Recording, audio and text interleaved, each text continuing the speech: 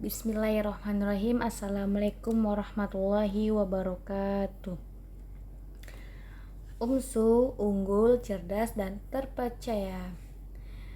Di sini saya akan memperkenalkan diri saya sendiri. Nama saya Siti Puspita, NPM saya 1801020168. Saya dari kelas C1 pagi. Di sini saya akan mempresentasikan tentang pendidikan Islam sebagai subsistem pendidikan nasional. Mata pelajarannya Kapita Selekta Pendidikan.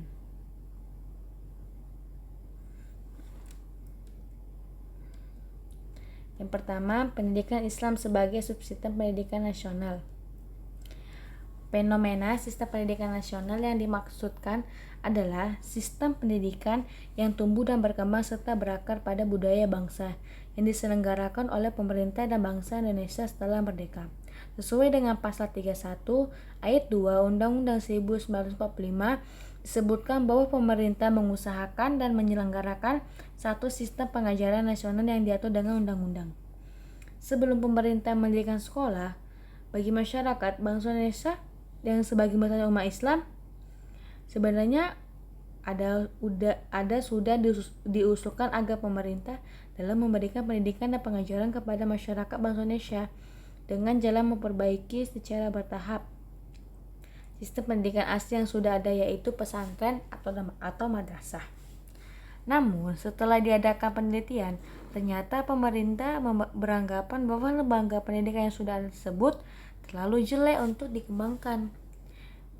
Dan hasil penelitian menyatakan pendidikan ala pesantren dan madrasah terlalu jelek berdasarkan referensi yang direkomendasikan tim peneliti. Akhirnya, usulan dalam rangka memperbaiki sistem pendidikan asli yang dimasukkan pengusul adalah pesantren dan madrasah. Mengingat bangsa Indonesia yang mayoritas Islam tersebut terabaikan begitu saja.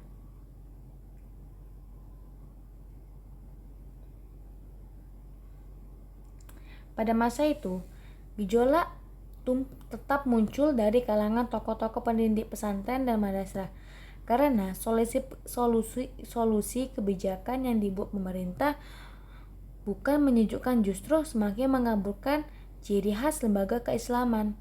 Maka sistem pendidikan Islam dalam bentuk pengajian Al-Quran dan sistem pesantren serta madrasah-madrasah yang bersifat keagamaan semata-mata tetap berlangsung dan berkembang secara terus-menerus sekalipun bersifat mandiri di kalangan umat Islam. Mulai sejak itulah di kalangan bangsa Indonesia berlaku adanya dualisme sistem pendidikan dan pengajaran. Yang pertama, sistem pendidikan dan pengajaran pada sekolah-sekolah modern yang bercorak liberal dan sekuler dikelola oleh pemerintah kolonial atau pemerintah warisan Belanda. Yang kedua, sistem pendidikan dan pengajaran tradisional yang bercorak pendidikan Islam semata-mata yang tumbuh dan berkembang di kalangan masyarakat umat Islam. Selanjutnya, pendidikan Islam sebagai subsistem pendidikan nasional. Sejak keluarnya SKB, menteri yang merupakan pertanda pendidikan Islam yang tumbuh dan berkembang di kalangan masyarakat Islam telah menjadi suatu subsistem pendidikan nasional dengan latar belakang bahwa bangsa Indonesia adalah bangsa yang beragama yang mempercayai kepada Tuhan Yang Maha Esa.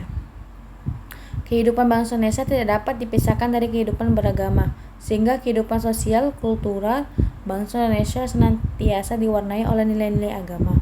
Dengan latar belakang inilah pemerintah Indonesia secara konstitusional mengakui pendidikan Islam sebagai bagian dari pendidikan nasional, seperti yang tertuang pada Pancasila Sila Pertama yang menyatakan bahwa negara Indonesia berdasarkan kepada Tuhan Yang Maha Esa dalam Undang-Undang 1945 pasal 29 ayat 1 dan 2. Selanjutnya, bentuk redaksi penyetaraan sistem pendidikan Islam tersebut menyangkut. Yang pertama, sistem penyelenggaraan perjenjangan atau tingkatan dan kurikulum pengetahuan agama dan umum disamakan di sekolah sekolah umum yang berada di bawah naungan pembinaan Dikbud, yaitu yang pertama MIN itu selama 6 tahun, MTS selama 3 tahun, dan MAN selama 3 tahun. Yang kedua, kemudian tahun 1984 keluar lagi SKB 2 Menteri No 299-U-1984 dan No 45 tahun 1984 tentang pembakuan kurikulum sekolah umum dan kurikulum madrasah. Dan dalam hal poin kedua ini, pakar pendidikan yaitu Hasbullah memberikan komentar dengan keluarnya SKB 2 Menteri tersebut sangat merugikan umat Islam. Alasan beliau adalah karena adanya unsur pemaksaan dengan materi yang berlebihan bagi lembaga pendidikan Islam. Hal ini dibuktikan dengan lahirnya kurikulum tahun 1984. Maka akibat tuntutan datang dari kalangan masyarakat untuk mengikuti peraturan dan kebijakan pendidikan, juga karena telah berubahnya tuntutan masyarakat muslim terhadap pendidikan Islam akibatnya perubahan paradigma dan cara pandang mereka akan arti pendidikan menjadi tak konsisten. Selanjutnya, pendidikan Islam dalam sistem pendidikan nasional. Undang-Undang Dasar 1945 Pasal 31 Ayat 2 menyatakan pemerintah mengusahakan dan menyelenggarakan suatu sistem pendidikan dan pengajaran nasional yang diatur dengan undang-undang. Kondisi demikian dipahami dan dijelaskan oleh panitia persiapan kemerdekaan Indonesia, bahwa maksudnya adalah pendidikan dan pengajaran nasional bersendi agama dan kebudayaan bangsa. Bentuk wujud nyata Islam sebagai pendidikan adalah A. Adanya islamisasi budaya Nusantara. B. Berkembangnya pendidikan Islam dalam sistem pendidikan nasional. C. Usaha pembaruan pendidikan dan pembudayaan Islam. Selanjutnya, pendidikan Islam sebagai suatu sistem.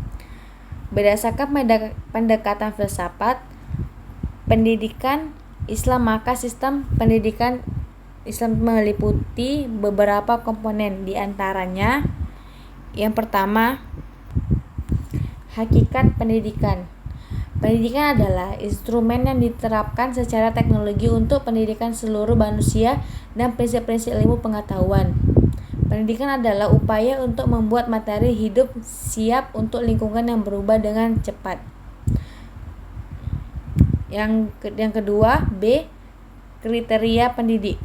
Kriteria pendidik adalah memiliki rasa sayang pada anak. Yang kedua, kejujuran yang tinggi. Ketiga, konsisten dan komitmen yang tinggi.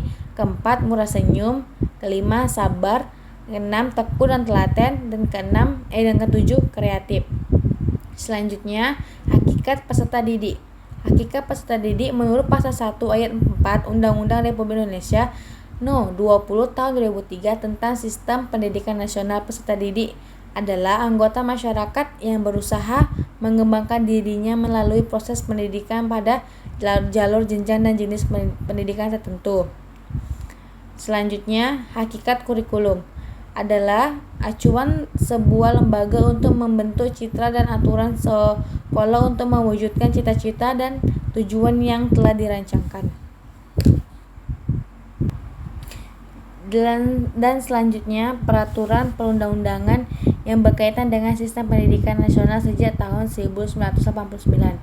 Adapun peraturan yang telah dikeluarkan berkaitan dengan perundang-undangan tentang sistem pendidikan nasional, yaitu Undang-Undang Republik Indonesia No. 2 tahun 1989 tentang SPN, terdiri dari 20 bab dan 59 pasal.